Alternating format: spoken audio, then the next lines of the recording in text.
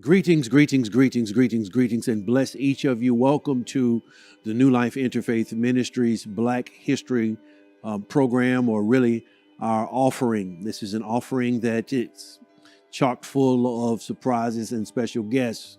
I'm Georgia Matthews II, and it's a privilege for me to be here. Blessings to you. And I remember a couple of things very quickly. When I was visiting Israel, upon that visit, spending about 9-10 days there, there were two museums, one in one place and one in another. And they were museums of the Holocaust, the incident where in history, Adolf Hitler, representing the Jews in his Nazi regime, had attempted to exterminate or to bring genocide to an entire demographic of people, that specifically being the Jews.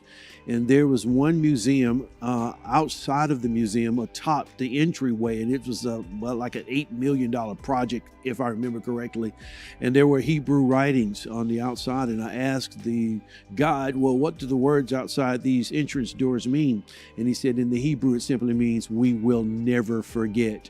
And there are some things, atrocities that have occurred in the area of black, bronze, and brown people during our stay, our extraction from Africa, and our stay here in these yet to be United States, that we can never forget. Not to foster or augment hostility, but to remind us of our contributions, and that's with the letter S, to American civilization and society, though coming through enslavement, slavery, whatever have you.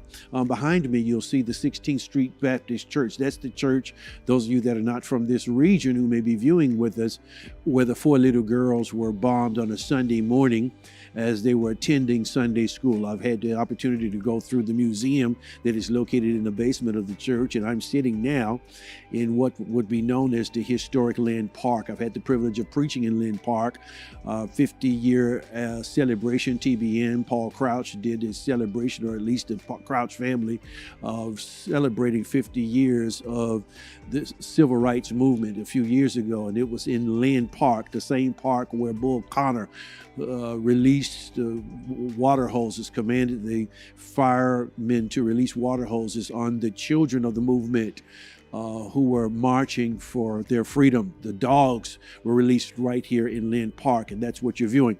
But I'm here to introduce the very fantastic speaker I believe will bless your life, who goes by the name of, and I'm telling you this, there's so many things I just want to say, Mr., and I emphasize the title, Mr. Anthony Ray Hinton. His book, The Sun Does Shine, was on Oprah Winfrey's 2018 bestsellers list, and had the opportunity of meeting him. I'll tell you about that at the close. But in his own words, he was a poor man in a criminal justice system that treats you better if you're rich and guilty than poor and innocent. I thought that was gripping and compelling. He made another statement that bitterness kills the soul. This man was incarcerated for 30 years, and exonerated from a crime, or at least proven that he was not guilty. So 30 years he served in a federal penitentiary for a crime he did not commit. No apology, no remuneration, loopholes in the law. So, and I'll tell you this, cleaning floors while at work in Bessemer, Alabama, proven, but 30 years of his life. And the investigating detective told him something when he was arrested at his mother's home that I'll probably never forget. He said, whether you are innocent or guilty, I don't care, but you're going to be convicted for 5 reasons. And he told them, 1, you're black. 2, because the victims were white. 3, the prosecutor is going to be white. 4, the judge is white. And 5, the jury is white. He was told that when he was arrested. And sure enough, he was convicted. And so it gives me a happy opportunity and privilege to introduce to you no other than Mr. Anthony Ray Hinton. 30 years on death row as a convict, and he'll tell you his own story No apology, as I said, and no remuneration. After this interpretive dance, we will be graced with both the interpretive dance and there following the next speaking voice you will hear will be that of Mr. Anthony Ray Hinton. Blessings and peace.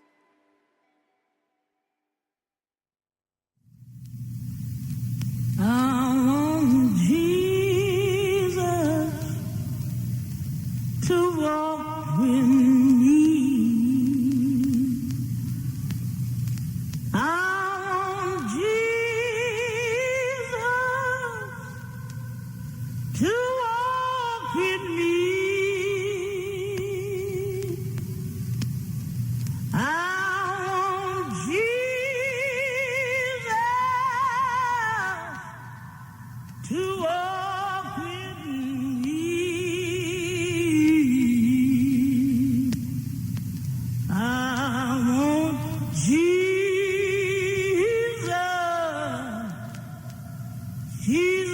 to walk with me. Be my friend, Lord. Be my friend, Lord. Be my friend. Out of all this pilgrim journey, I need you, Jesus, to be my friend. Don't leave me alone, Lord. Please don't leave me alone. Don't leave me alone, Lord. Don't leave me alone. Out of all our pilgrim journey,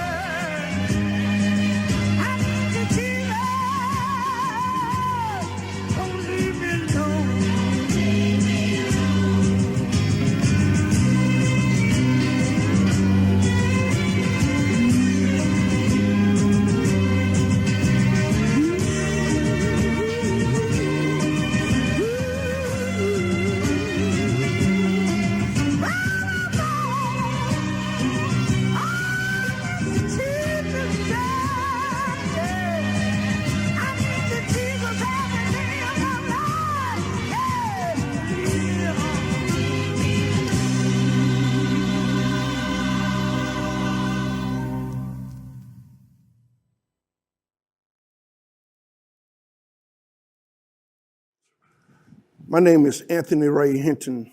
Today I'm going to share a story with you after spending 30 years on Alabama death row for a crime that I didn't commit.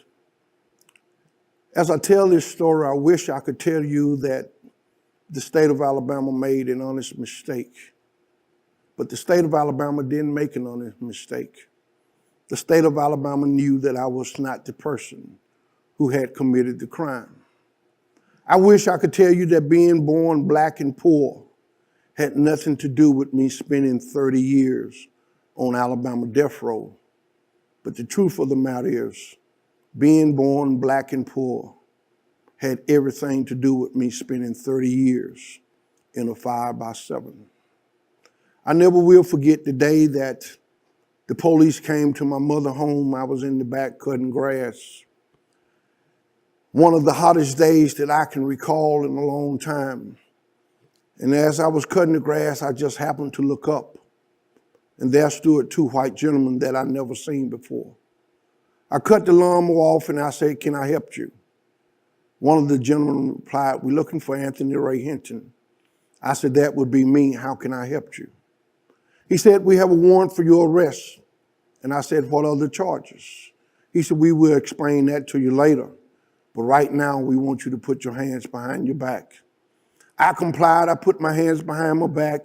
They put the handcuff on me and proceeded to put me in the police car.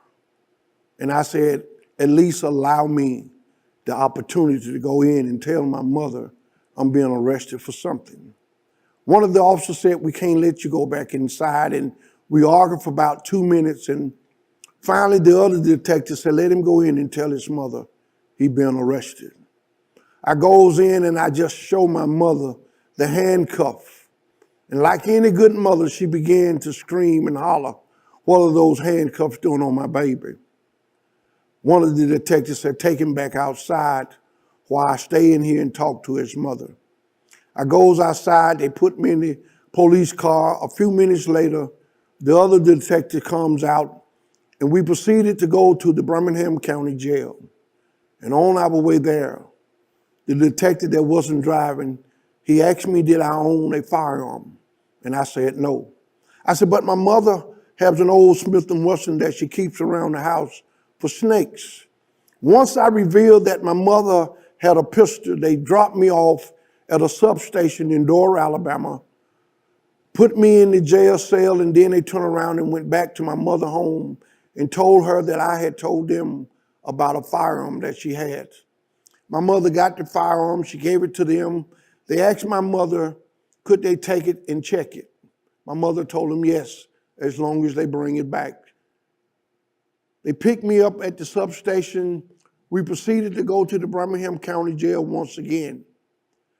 And as we was going to the county jail, I must have asked these detectives at least 50 times, why am I being arrested? They never would say anything. And as they drove just a little further, I asked the detective, maybe perhaps said a little louder than I had intended to.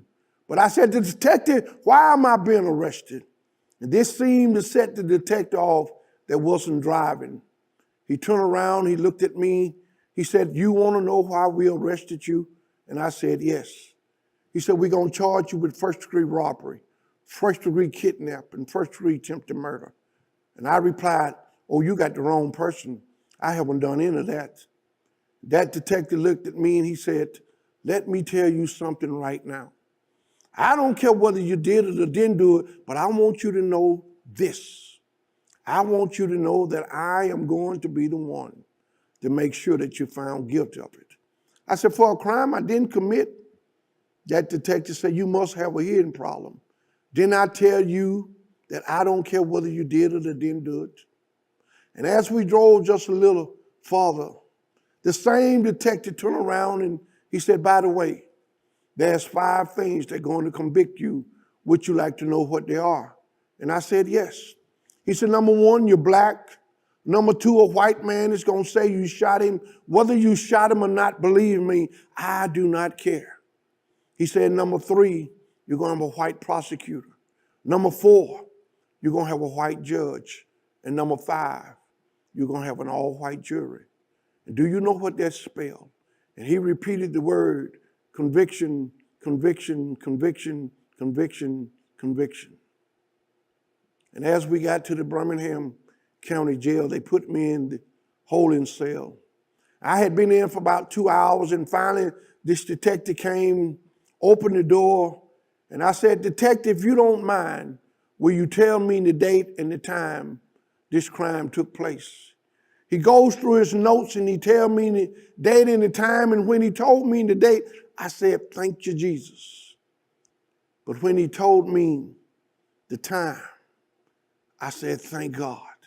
I said, thank God, because on that particular time and that particular day, I knew I was working.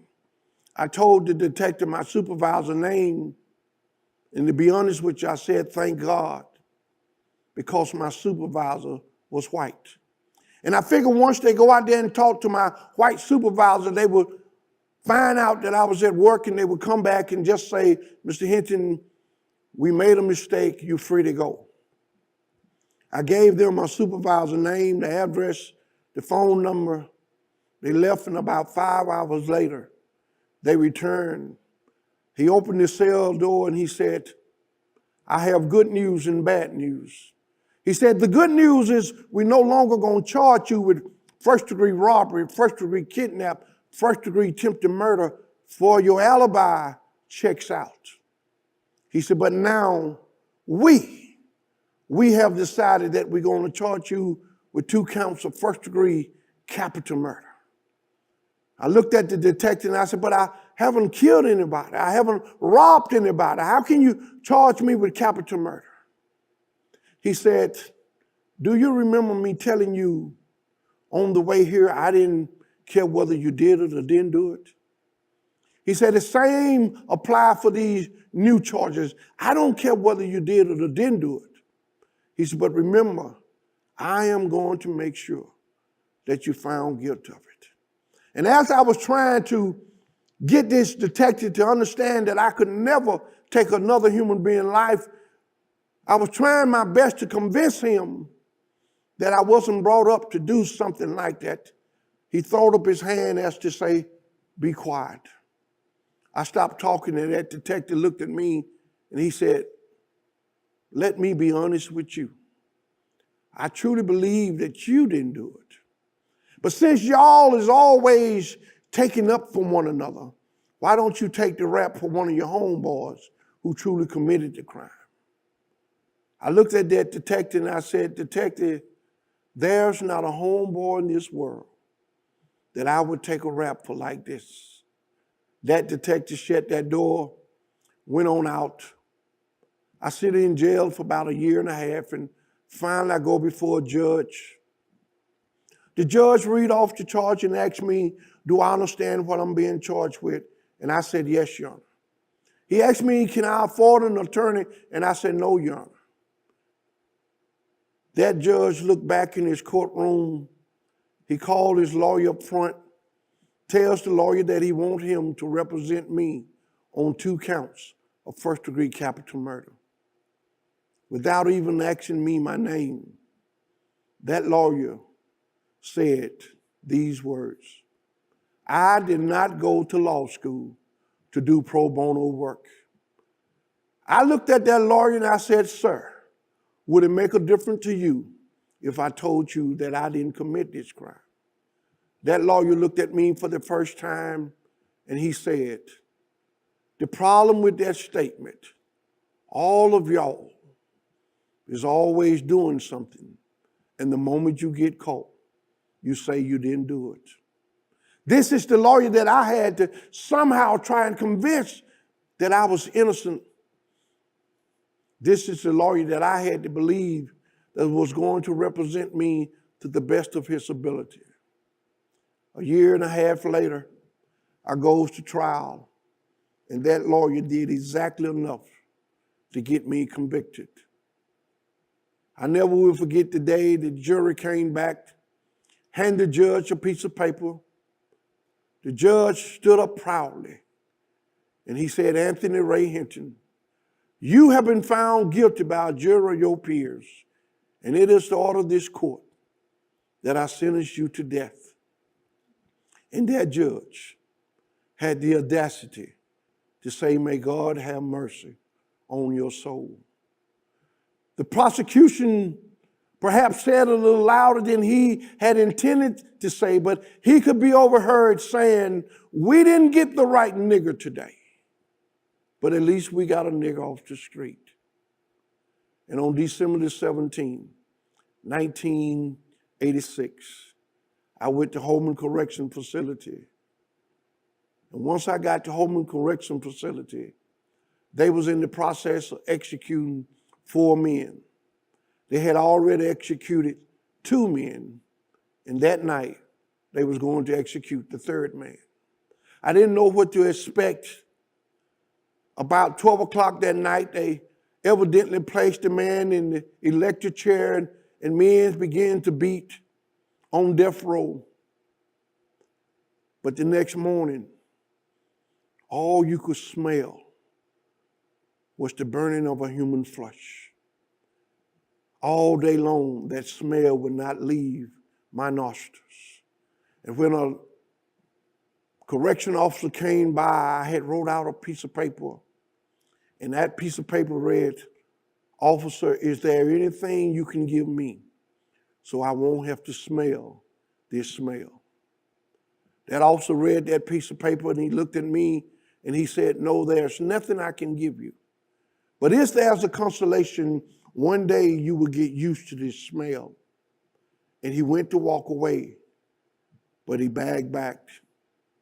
He said, and by the way, one day,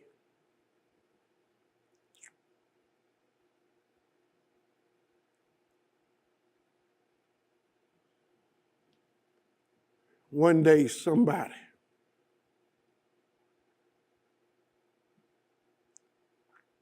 will smell your flesh burning. And at that moment, I thought how cruel we are to one another. How cruel it had to be for another human being to look at and tell you that one day somebody will smell your flesh burning. He wasn't interested in was I innocent or anything. He just knew that one day somebody would smell my flesh burning.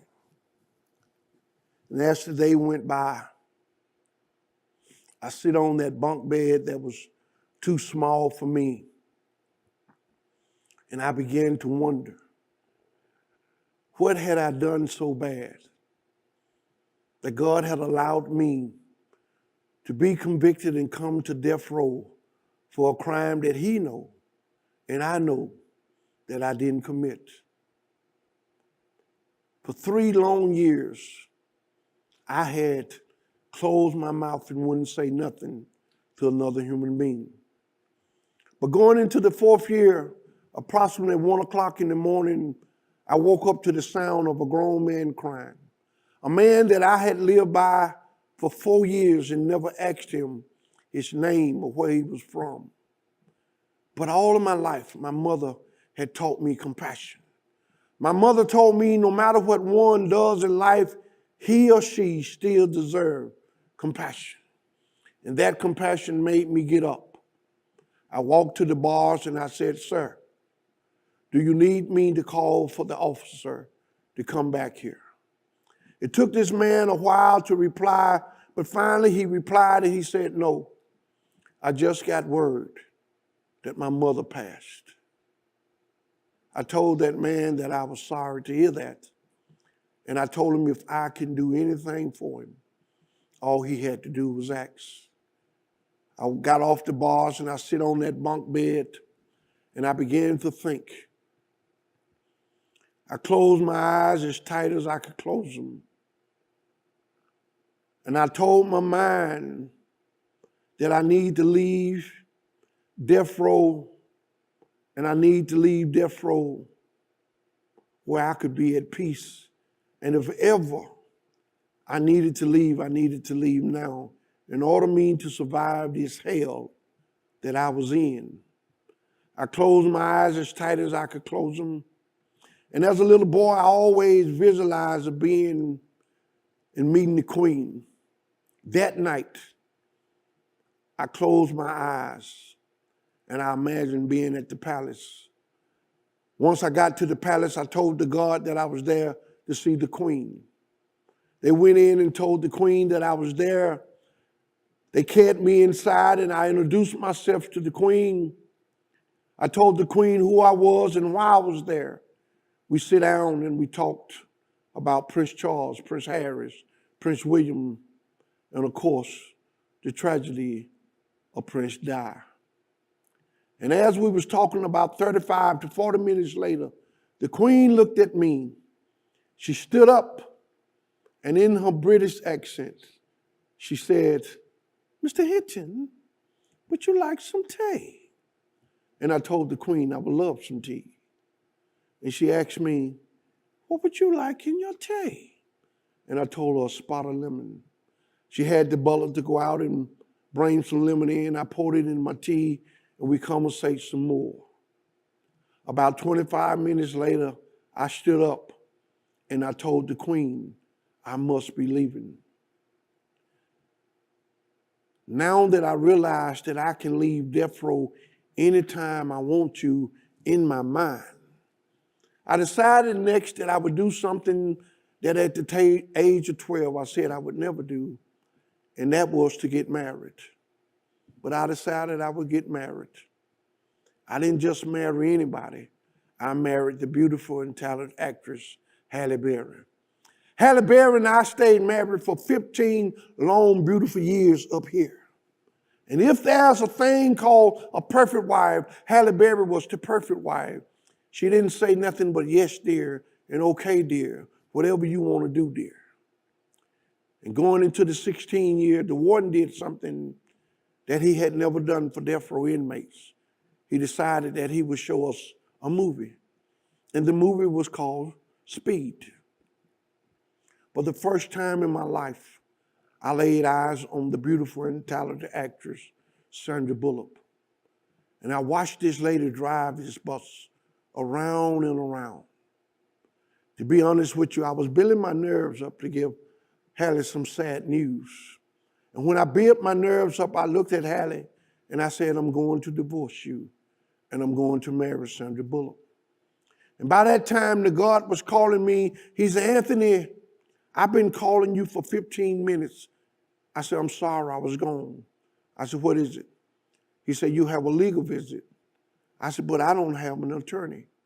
He said, well, somebody is out there pretending to be a lawyer. Get dressed and go see who it is. And as I got dressed, I went out there, and there's this lawyer from Boston. And I asked this lawyer who knew me in Boston that they would send him to Alabama to represent me. He tells me a man by the name of Brian Stevenson. And I asked him who was Brian Stevenson. He told me who Brian Stevenson was and what Brian Stevenson do. Right there in Montgomery, Alabama, we sit and we talked. This lawyer came back every year and told me what he had found out and what he was trying to do. And in the fourth year, that lawyer came back and he said, Anthony, I can get you a life without parole. I looked at that lawyer and I said, life without parole is for guilty people, not innocent people. I said, you asking me to stand up and admit to something that I didn't do? I said, I could never stand up and say I did something when I didn't do it. I looked at that lawyer and I said, if the state of Alabama is hell bent on executing me for a crime they know that I didn't commit, so be it. I said, there's nothing I can do about that. I said, but I could never stand up and say I did something when I didn't. I said, I want to share something with you that my mother told me at the age of 12. I said, my mother told me if I was man enough to bend down and pick up a rock, and if I was man enough to throw that rock, I should be man enough to say that I threw that rock. I said, this is one rock that I didn't throw. Therefore, I could never say I did when I didn't do it. I looked at the lawyer and I said, I need a lawyer that believes in me. I need a lawyer that is willing to go to jail for me if necessary. The fact that you trying to get me a life without parole tells me that you don't believe in me. Therefore, I have no choice but to fire you.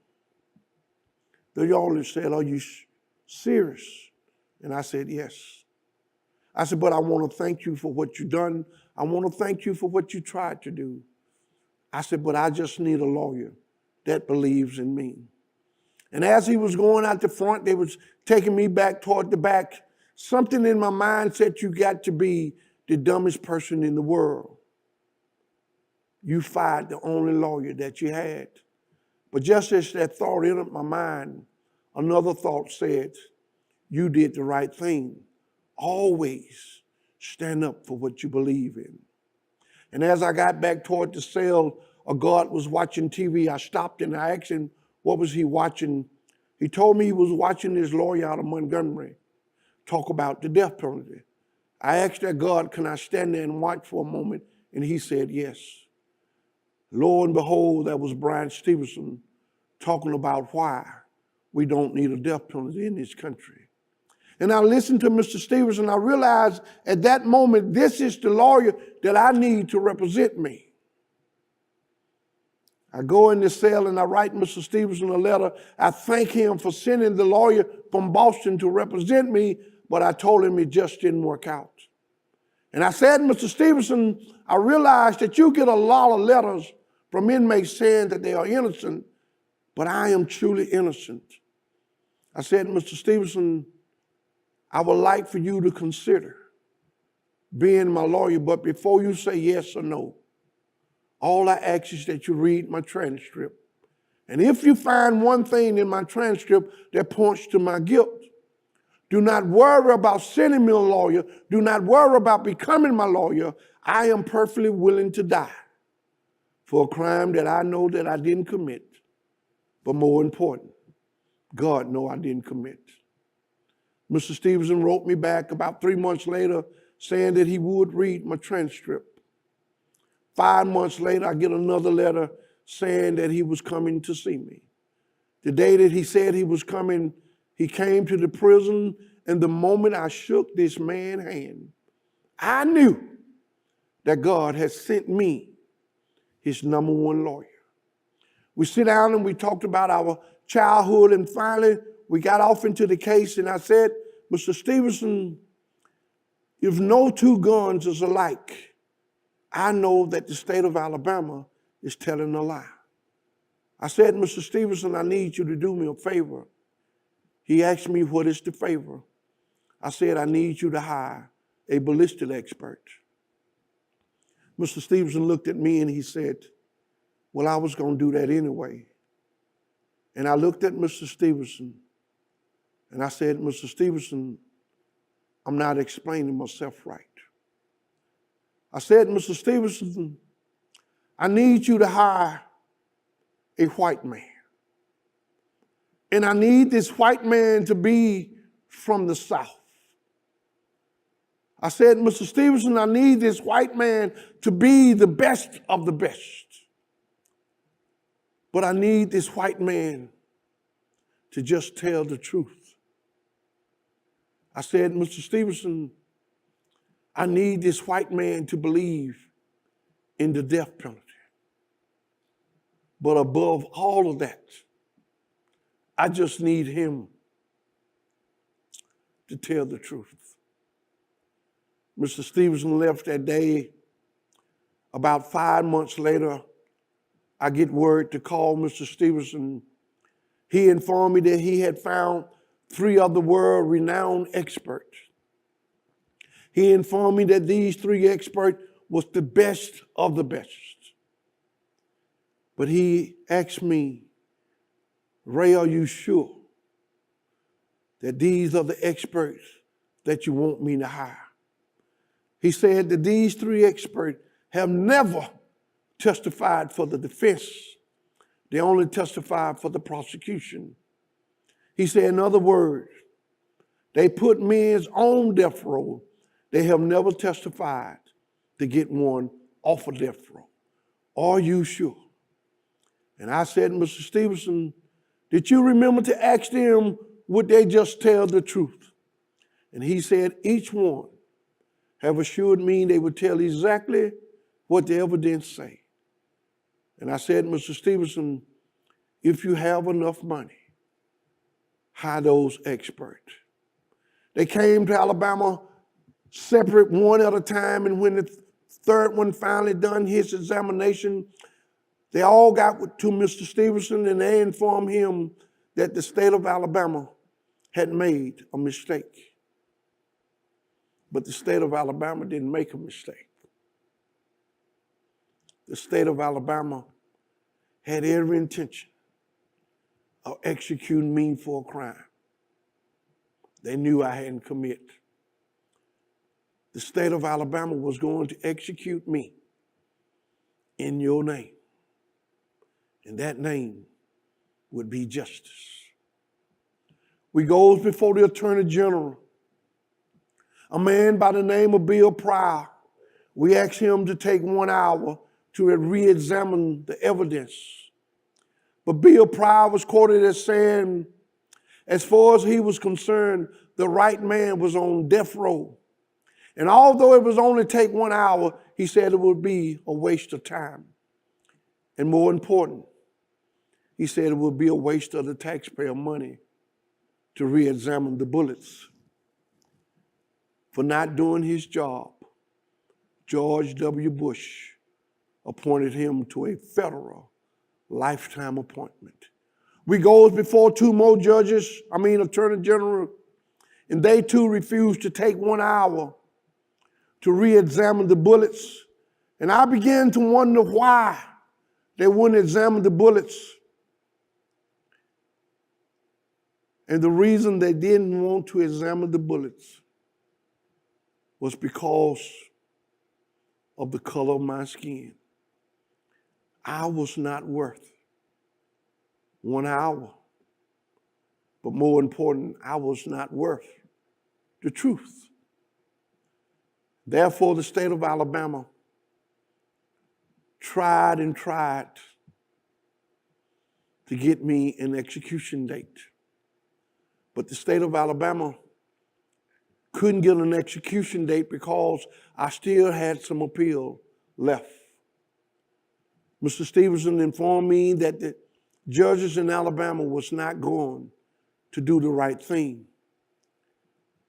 He informed me that we need to file my case to the United States Supreme Court. I told Mr. Stevenson to file my case to the United States Supreme Court. I sit on Alabama death row an extra 16 years because the state of Alabama would not do the right thing.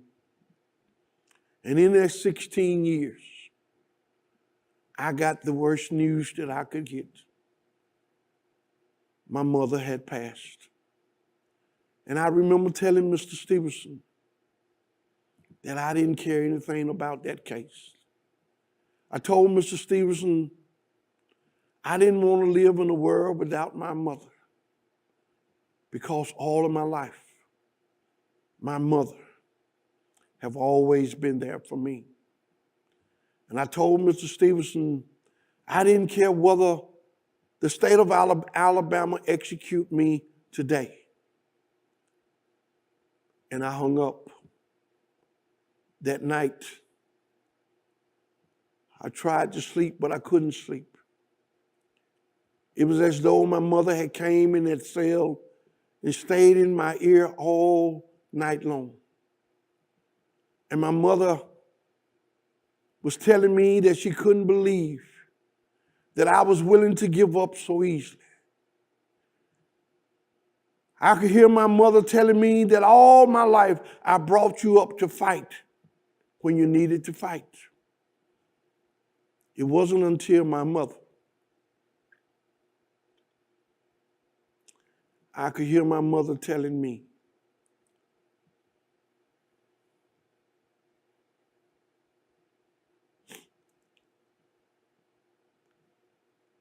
that she was disappointed in me.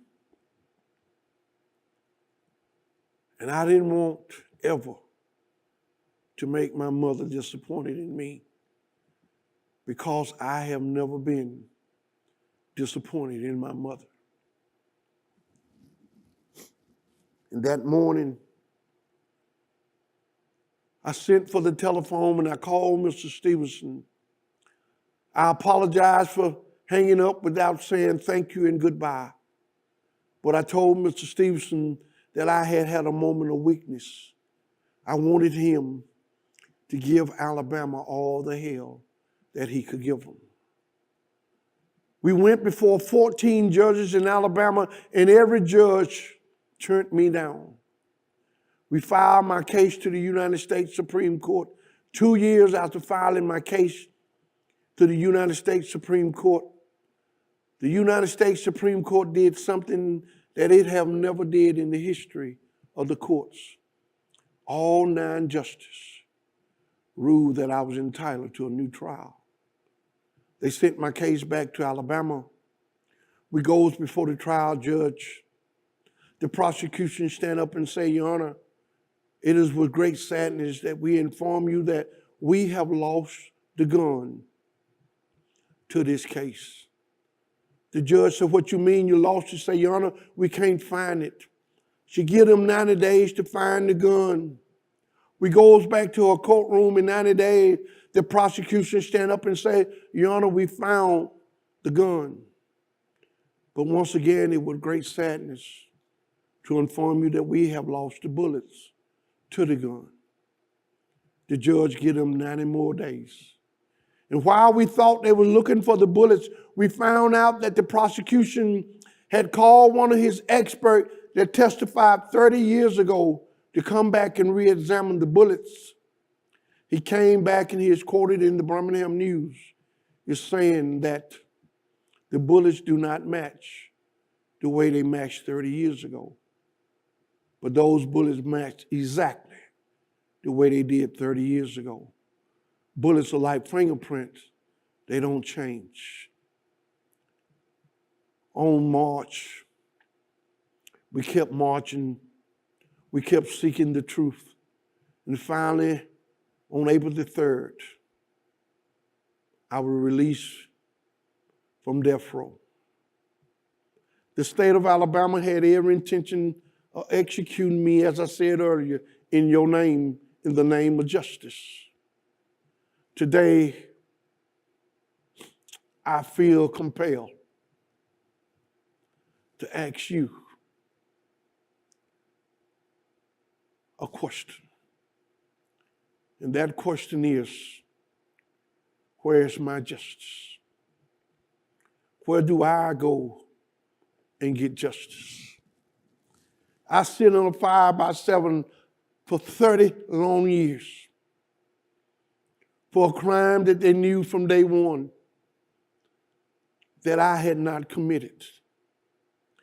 And here we are 37 years later, and no one in the state of Alabama have had the decency to say Mr. Hinton was sorry.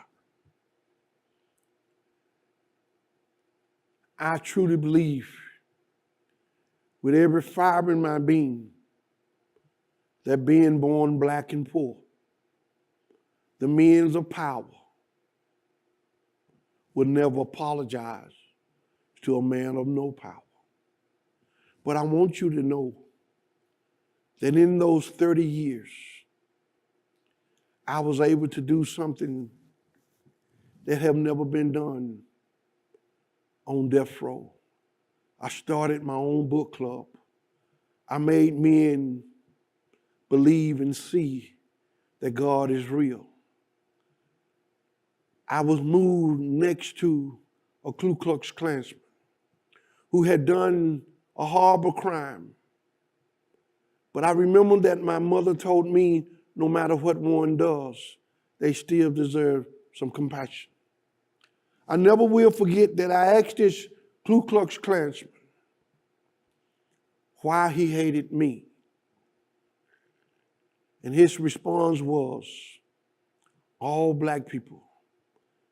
And I cut him off and I said, I didn't ask you about all black people. I asked you, why do you hate me? Once again, he said, all black people. And I said, do you know the difference between black people and one individual? I am talking about one individual, me. And I heard him say, I don't even know you. And I said, exactly. So why do you hate me? For the next 15 years, every day, all day, I talked to this Klansman who had hung a black young man in Mobile, Alabama. All day and every day, I talked to this man about God. I talked to him about being brainwashed. And as time would progress, I never will forget the day he introduced me to his father, who happened to be the Grand Wizard of the Ku Klux Klan in Alabama. I got up off my table and went over to his table. And he said, Ray, I want you to meet my father. He said, Daddy, this is my friend, Ray. I reached my hand out to shake his father's hand, but his father refused to shake my hand, I took my hand back and went back to my table. And when visiting hour was over, I looked at Henry and I asked Henry what was wrong. He first said nothing, and I said, Henry, what is wrong? He looked at me and he said, my father told me, as long as he come to see me, do not ever invite a nigger to his table.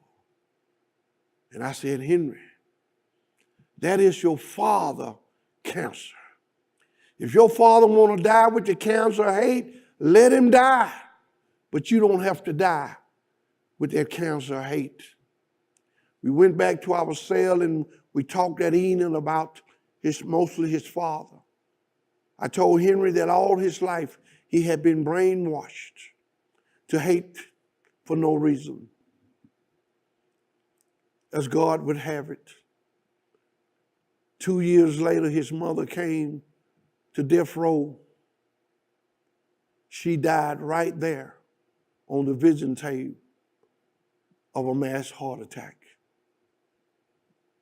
3 months later, his father came and he died right there on death row of a massive heart attack. We all rallied around Henry just as we would in any neighborhood. We tried to comfort him. But then the state of Alabama set Henry an execution date. Henry wrote the warden and asked the warden, could I be with him on the day of his execution, due to the fact that he had no family left. The warden granted him his wish. We went on the visiting yard that morning, and I wanted to make Henry laugh all day. I didn't want Henry to think about tonight would be your last night on earth.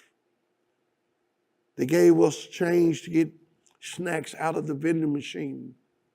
About 7 o'clock that night, they brought Henry his final last meal. He lifted the tray up, and that was a 6-ounce steak. I looked at my friend Henry and I said, is that all you want for your last meal? And he said, yes. He looked at me and he said, Ray, can I ask you a question? And I already knew what he wanted to ask me, but I said, yes. He said, if it come your turn. He said, what is it that you're going to order?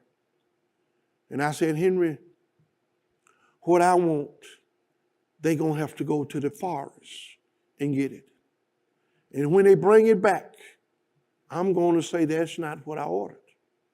I said, Henry, in other words, is there a law that say that I can't be executed until I die? I said, Henry, I'm going to live forever. Because no matter what they bring, it's not going to be what I want. At exactly 11:30, they got my friend Henry. We hugged and we said our goodbye. I looked at Henry and I told him that I truly believe that I would see him again one day. And I told Henry that I hope and I pray that he had found God for himself. Henry hugged me and he said, Ray, for the last 15 years, you have been a true friend. He left. They put him on new clothes and they shaved his head. They dropped the microphone down and they asked him, did he have any final words? And Henry said, all of my life, I was taught to hate. The very people that I was taught to hate for the last 15 years have shown me nothing but love. And tonight, as I leave this world now knowing what love feels like. And they hung my friend Henry. I tell you that story because we live in a world that is full of hate. I tell you that story because I am a believer that if we were to allow ourselves to just talk to each other, to iron out our difference, I truly believe that we could love one another as Henry and I love one another. I don't understand why we have so much hate in this world. But I want to say today, I truly believe that God is not pleased with preachers, with evangelists, with men of God. I believe that you is talking too much about politics and not preaching enough about forgiveness, love, forgiveness, understanding, compassion. I believe that if the men of God would start preaching about love and understanding and compassion, I truly believe that we could all learn to love one another, to respect one another. I say this evening, death row is the only place that I ever been that I never experienced any racism. For Henry is a prime example of when we have an open and honest conversation, we will be surprised of what can come from that conversation. I ask those of you who will watch this, I ask you to ask yourself, what would you do if they came for you? What would you do if you didn't have the money to hire decent defense? What would you do if you were charged with a crime that you know you didn't commit? What would you do if you passed a polygraph test, but they cared more about the color of your skin than the results of that test? What would you do if you was found guilty and sentenced to death? What would you do if you had to spend the rest of your life in a 5x7? What would you do if you've been waiting all your life to die and finally one day you were set free? I ask you, who would you be? Every day, I ask myself, who am I? Because no one can see the scar that is inside. Every day, I have to live with the fact that I spent 30 years in a 5x7 for a crime that I didn't commit. But I leave you. I want you to know that I forgave the men that got together and did this to me because they had the power and the means to do so. I want you to know that forgiveness is not about you. Forgiveness is only about you.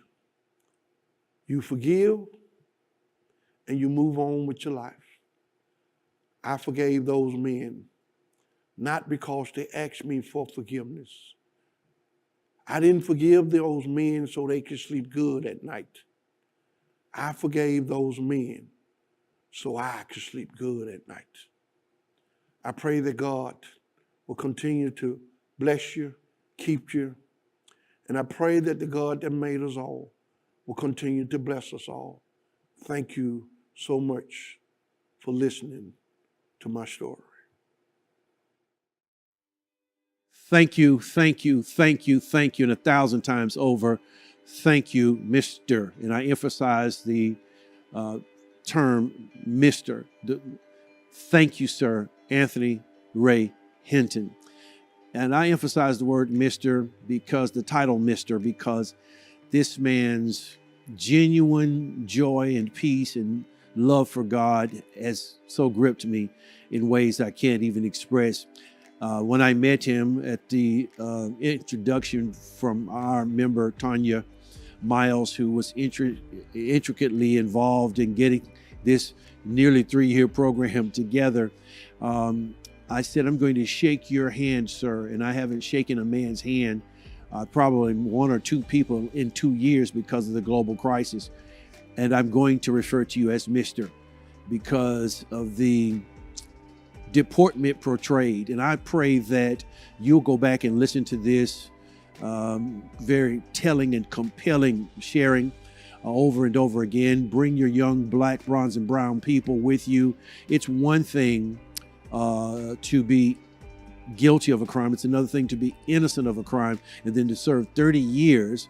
This may help some of the violence that we are experiencing with our own culture if people will really understand what inside looks like from the perspective of a man who was innocent and very young when he was arrested, 30 years of his life. As I heard his story, I was reminded from of the Episcopal pastor who gave this particular rendering during World War II, I want to say it was, with regard to the Nazi attempt to take out everyone, excluding themselves. And it's entitled, First They Came. First they came for the socialists, and I did not speak out because I wasn't a socialist. Then they came for the trade unionist, and I didn't speak out because I wasn't a trade unionist. Then they came for the Jews, and I did not speak out because I was not a Jew. Then they came for me, and there was no one left to speak for me. This call is for reform in the criminal justice system. The reformation is necessary. I want to say a special thank you and special credit out to the attorney, Brian Stevenson of the Equal Justice Initiative, for his relentless pursuit of justice. And then thank God for the good friend that was mentioned in his book, Mr. Lester Bailey, who never gave up on him, who reminded me of the Holy Spirit that God will always send to be a comforter. And so thank you for being a part of this 2022 Black History offering from New Life Interfaith Ministries. God, thank you for all of the contributors. Thank you for our fine arts department that always augments and fosters top shelf information that graces and enhances our community.